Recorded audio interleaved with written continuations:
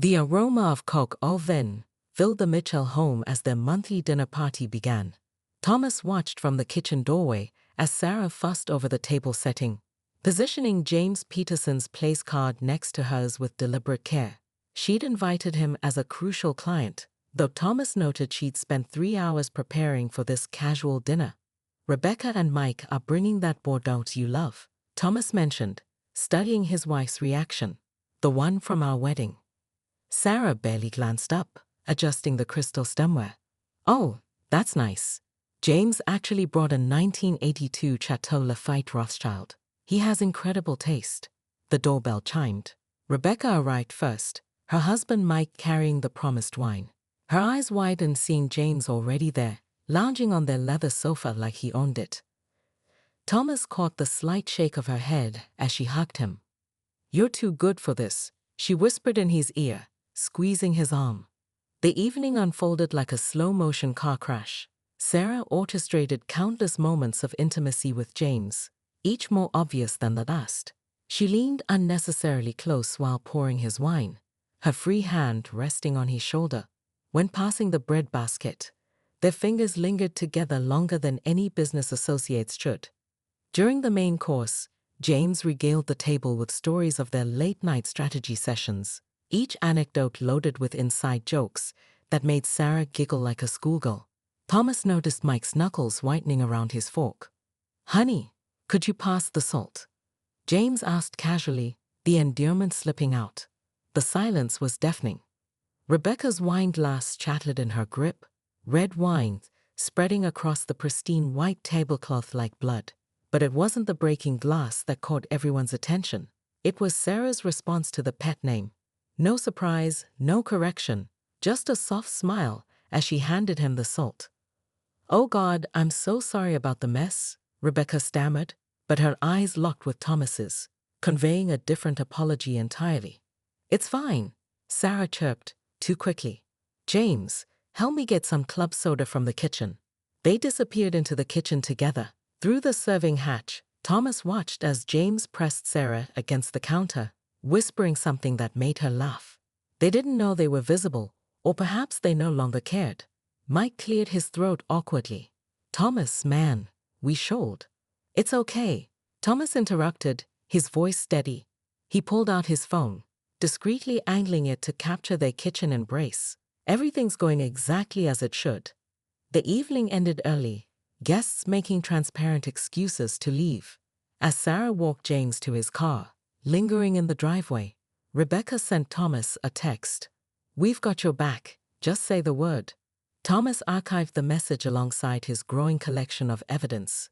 Sarah was making this almost too easy. The annual Wilson and Reed Corporate Gala transformed the Grand Meridian Hotel's ballroom into a sea of designer evening wear and calculated networking. Thomas adjusted his Tom Ford bounty, Sarah's Christmas gift from last year, as he watched her across the room. She was radiant in a red Valentino gown, her hand casually resting on James's arm as they charmed a group of board members. She hadn't expected Thomas to attend. Why would he?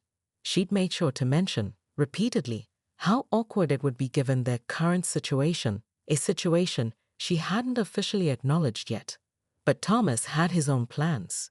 "Mr. Mitchell," a commanding voice called out. "There you are." Heads turned as Catherine Yang, CEO of Asia's largest tech conglomerate, approached Thomas. Sarah's champagne glass froze halfway to her lips. "Catherine, wonderful to see you." Thomas smiled, embracing her warmly. "I trust your flight from Singapore was comfortable." The whispers began immediately. Everyone knew Wilson and Reed had been pursuing Yang Enterprises for months without success. Yet here was Thomas, on first-name terms with their CEO. "Thanks to you, it was perfect," Catherine beamed. "Your restaurant recommendation in Tokyo last month was exceptional." "Now, about that proposal we discussed." Sarah's group, now within earshot, had fallen silent. James shifted uncomfortably as Catherine linked her arm through Thomas's. "Thomas has been instrumental in helping us understand the Western market," Catherine announced to the growing audience, "which is why Yang Enterprises has chosen Wilson and Reed for our global rebranding, provided Thomas personally oversees the account. The contract was worth more than the firm's last 3 major accounts combined. Sarah's grip on her champagne glass tightened visibly. "Sarah, darling," Catherine called out, spotting her. "Your husband is brilliant. You must be so proud." The color drained from Sarah's face as she forced a smile. "Of course," she managed. "Thomas is full of surprises." "Indeed," Catherine continued, oblivious to the tension. "When he mentioned during our meetings in Singapore that his wife worked here too, I assumed you'd both pitch the account. Though I haven't seen your name on any of the proposals." "Singapore." Sarah's voice cracked. "Last month." "Oh yes, didn't you know? 2 weeks of intensive planning. But then, Thomas mentioned you were quite busy with your own projects." The implications hung in the air. Those 2 weeks coincided exactly with Sarah's supposed solo business trip to Chicago with James.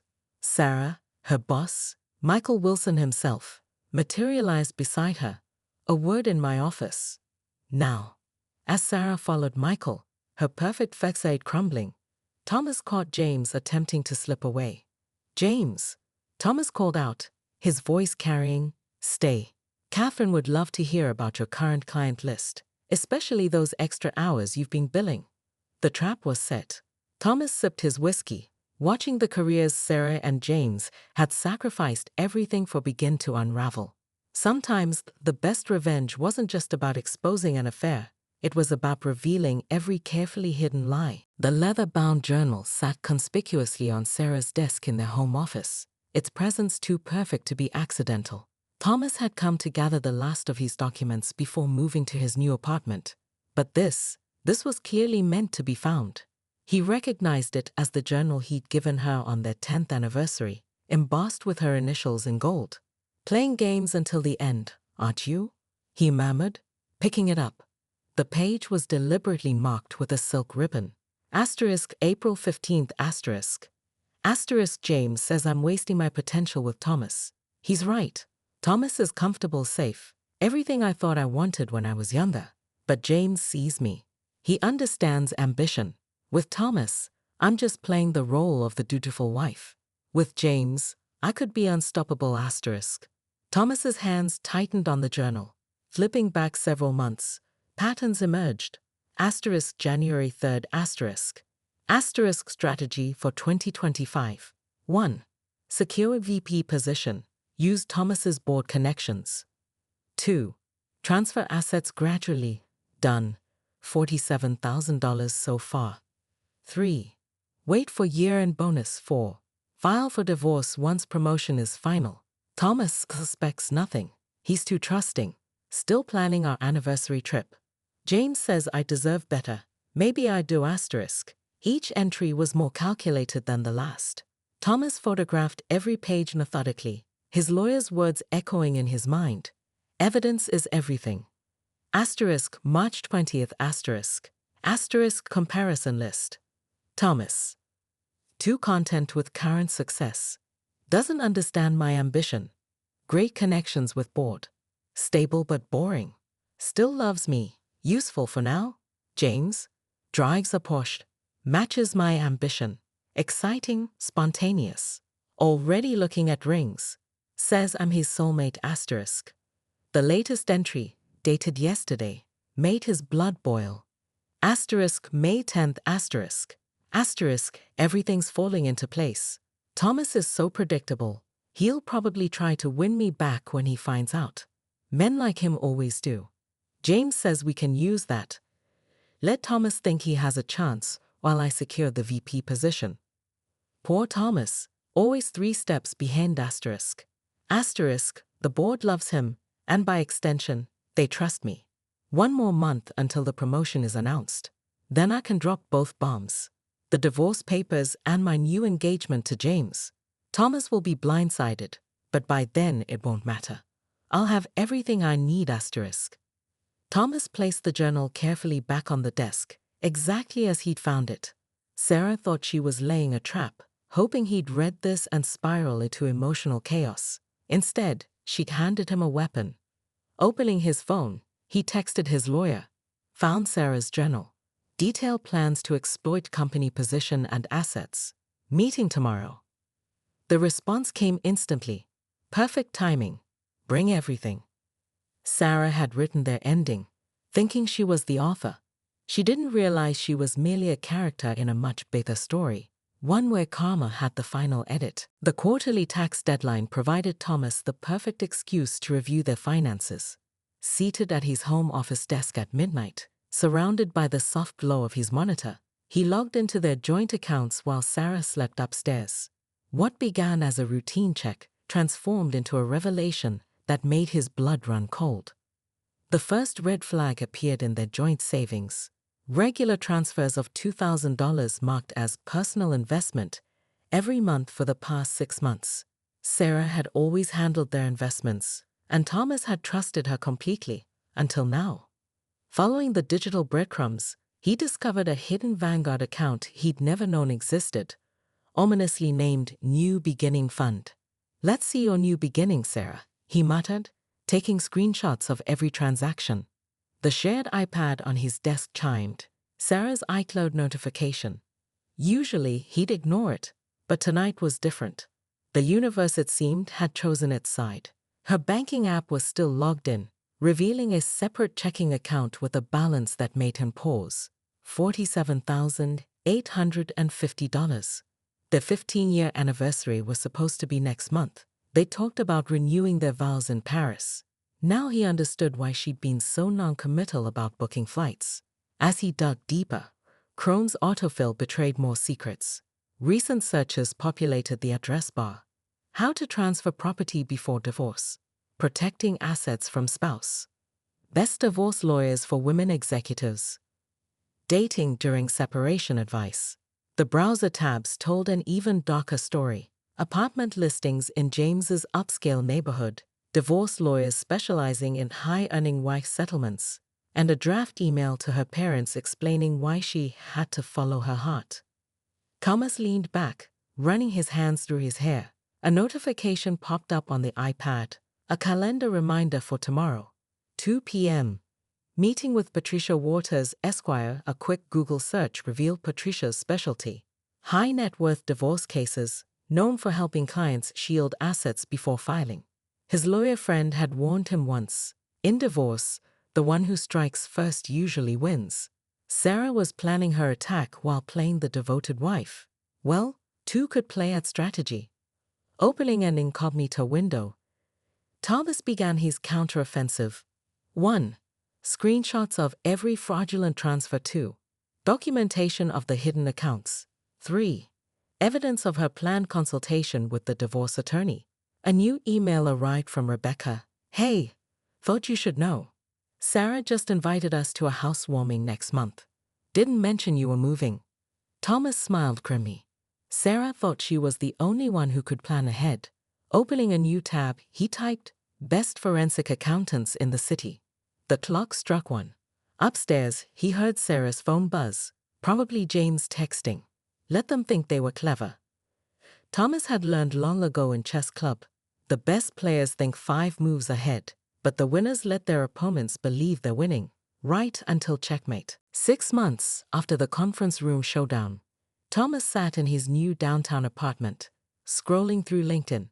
Sarah's latest post caught his eye, a carefully worded announcement about pursuing new opportunities after her departure from Wilson and Reed. The comment section told the real story. Karma comes for everyone eventually. What goes around comes around. Finally, the truth comes out. Her attempted damage control post about unprofessional ex-husbands had backfired spectacularly. Former colleagues had flooded the comments with eyewitness accounts of her affair, her manipulation, and that final devastating presentation. The corporate world had a long memory, and Sarah was learning that the hard way. Thomas's phone buzzed. A message from Catherine Yang. Tokyo office expansion approved. When can you start? The contract he'd secured during the gala had blossomed into a global partnership. Success, he discovered, was the best revenge. A knock at his door revealed Rebecca, carrying a thick envelope. "James's wife asked me to deliver this to you," she said, settling into his leather armchair. Apparently, Your evidence helped her get everything in their divorce. Inside was a handwritten letter. Asterisk, Dear Thomas, your courage in exposing their affair saved me from years of deception.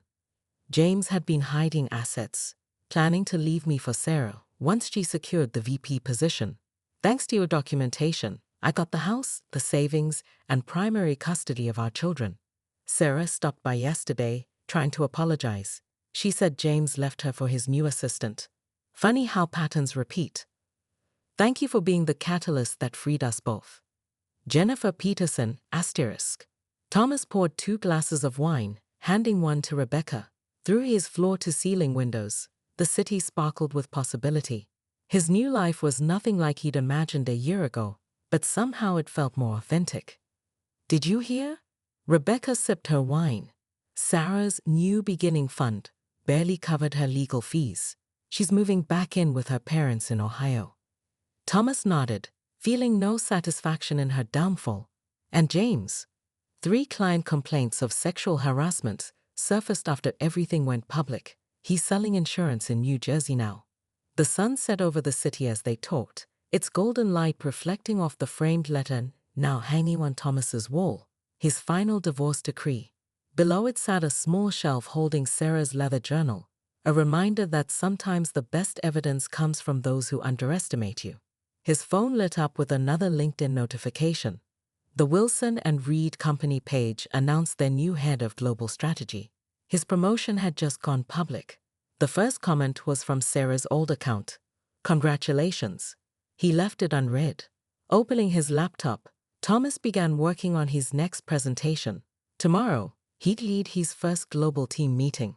The past was finally where it belonged, behind him, a lesson learned but not lived in.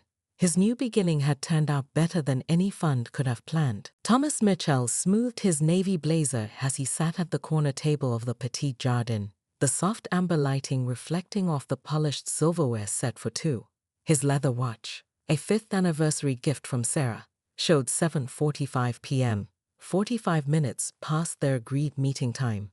The waiter approached for the 3rd time, sympathy etched across his features. Would Monsieur like to order, or shall we wait a bit longer? Thomas forced a smile, his fingers instinctively reaching for his phone. Just a few more minutes, please. The words felt hollow, much like the string of excuses Sarah had texted over the past hour. Stuck in traffic, emergency client meeting, almost done, so sorry honey. He opened Instagram, a habit he'd developed lately to track his wife's increasingly mysterious life. His heart stopped. There, posted 3 minutes ago, was Sarah's story update, a boomerang of clinking champagne glasses at the Sky Lounge across town. Her manicured hand, still wearing the wedding ring he'd noticed she'd started removing at work, wrapped around a stemmed glass. But it wasn't her hand that caught his attention. It was the masculine one next to hers, their fingers brushing in a way that seemed intentionally casual yet intimately familiar. The ambient chatter of the restaurant faded as Thomas zoomed in on the image. In the background, through the venue's signature floor-to-ceiling windows, he could make out the city skyline he and Sarah had admired on their first date 6 years ago. Now she was sharing that view with someone else, on his birthday. A couple at the next table whispered, their glances a mixture of pity and second-hand embarrassment. The woman adjusted her pashmina shawl uncomfortably, while her partner suddenly became very interested in the wine list. Thomas felt like an actor in a play where everyone knew the plot except him. His phone buzzed. Another text from Sarah. Emergency running late. Don't wait up, we'll celebrate tomorrow. Love you. The casual emoji felt like a slap. As if on cue, the waiter appeared again, this time holding a small chocolate cake adorned with a single candle. Compliments of the house, monsieur, he said softly. We couldn't let you spend your birthday alone. Thomas stared at the flickering flame, remembering how last year Sarah had surprised him with a scavenger hunt across the city, ending with a rooftop dinner under the stars. Now here he sat, watching his marriage unravel through social media updates and ignored text messages. He picked up his phone one last time, opening Sarah's Instagram story. With trembling fingers, he took a screenshot, the first piece of evidence in what his gut told him would become a necessary collection. Then, In a moment of quiet dignity, he blew out the candle, cut a perfect slice of cake, and began to eat. He had decisions to make, but for now, he would simply be a man having his birthday dinner. Alone, but not defeated. A week after the birthday fiasco, Thomas sat in his home office, mindlessly scrolling through work emails. The house felt emptier than usual. Sarah had left for another client dinner after spending an hour getting ready, her expensive new perfume lingering in the hallway. The scent wasn't one he'd given her. The notification popped up at 9:17 p.m. New message from truthseeker87@protonmail.com. He almost dismissed it as spam until he saw the subject line. Your wife and James Peterson, you need to know. His cursor hovered over the delete button, but something made him click. The email opened to reveal a dozen photographs, each one a precision strike to his heart. Sarah and James at Café Luna, their heads bent close over what was clearly not a business document. Sarah sliding into James's Mercedes outside the Westbrook Hotel. The timestamp showed it was during her supposed business trip to Chicago, but it was the last photo that made his coffee mug slip from his grip, shattering on the hardwood floor. Sarah and James, standing inside Madison & Co. Jewelers, her finger adorned with what appeared to be an engagement ring. The photo was dated yesterday. The accompanying message was brief. Mr. Mitchell, I'm Jennifer Cohen, Marcus Cohen's wife from accounting. I've watched this happen for months, seeing you at company events, still believing in your marriage while they barely hide their affair. I'm sorry to be the one to tell you, but you deserve to know. They've been planning this for months, waiting until after Sarah secures the VP position that your connections with the board might help her get. Don't let them play you for a fool. Jennifer. As coffee soaked into his socks, Thomas opened his laptop and began searching. It took less than 5 minutes to confirm Jennifer's identity. Her LinkedIn profile showed her connection to the company. Her reputation for brutal honesty was well known. She'd once exposed an embezzlement scheme in her department. His phone buzzed. Sarah. Meeting running late. Don't wait up. With shaking hands, Thomas opened Instagram, finding James Peterson's profile. It was private, but his profile picture told enough. A casual shot at what Thomas recognized as their favorite beach resort. Sarah had suggested they vacation there next month, for old time's sake. He returned to the email, studying each photo with the detachment of a surgeon. In one, Sarah wore the blue dress he'd bought her for their anniversary. In another, she was laughing at something James had said, her head thrown back in that carefree way he hadn't seen in months. Thomas sat back, his mind crystallizing around one clear thought. His wife wasn't just having an affair, she was auditioning for her next marriage while using him as a backup plan. The pieces were falling into place, forming a picture he couldn't unsee. Opening a new browser tab, he typed, "Best divorce lawyers in the city." The time for Danielle was over. The Wilson and Reed conference room buzzed with anticipation. Every seat was filled. Board members, executives, and major clients all gathered for Sarah's career-defining presentation. At the front, she stood confident in a designer suit that Thomas recognized from their last anniversary shopping trip. James lingered nearby, arranging presentation materials with practiced casualness. Today marks a new chapter for our firm, Sarah began, her voice steady. With this rebranding campaign, the door opened silently. Thomas entered, accompanied by a distinguished older woman and a court official who had been posing as a board member for the past hour. Sarah faltered for a split second before recovering, her professional smile firmly in place.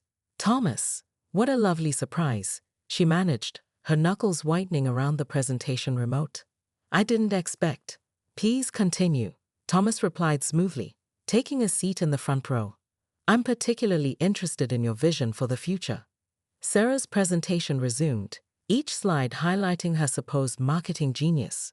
Thomas noted how many of the concepts stemmed from late-night discussions they'd had over wine, ideas she'd apparently claimed as her own.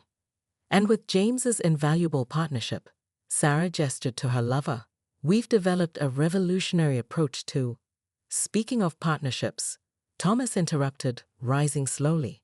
I have some documents that require your immediate attention, Sarah. The court official stood, approaching with an envelope, Sarah Mitchell. Legal documents for you. The color drained from Sarah's face as she recognized the official court seal. Her hands trembled as she accepted the envelope, its weight somehow greater than mere paper should be. "What is this?" she whispered, though her expression showed she already knew. "Divorce papers," Thomas announced, his voice carrying to every corner of the silent room. "Along with evidence of attempted corporate fraud, misappropriation of company resources, and detailed documentation of how you plan to leverage my board connections for personal gain." Jane started toward the door, but Thomas's lawyer blocked his path. "Mr. Peterson, I have documents for you as well. Your wife's lawyer will be very interested in these records." Sarah's carefully constructed world crumbled in real time. The board members exchanged grave looks. Her boss's face turned stormy as he began reading the evidence Thomas had provided. You planned this," Sarah accused, her voice breaking. "You knew I had this presentation today." "Actually, Sarah," Thomas replied calmly, "I learned from the best. Your diary was very instructive about the importance of timing." He turned to address the stunned room. "I apologize for the interruption, but I believe the board should know exactly who they were considering for the VP position." As security arrived to escort Sarah and James out, Thomas caught a glimpse of her reflection in the glass walls, mascara streaking, career imploding, all her careful plans scattered like the presentation papers now littering the floor. "Sarah," he called out as she reached the door, "consider this my counter-proposal to your new beginning fund.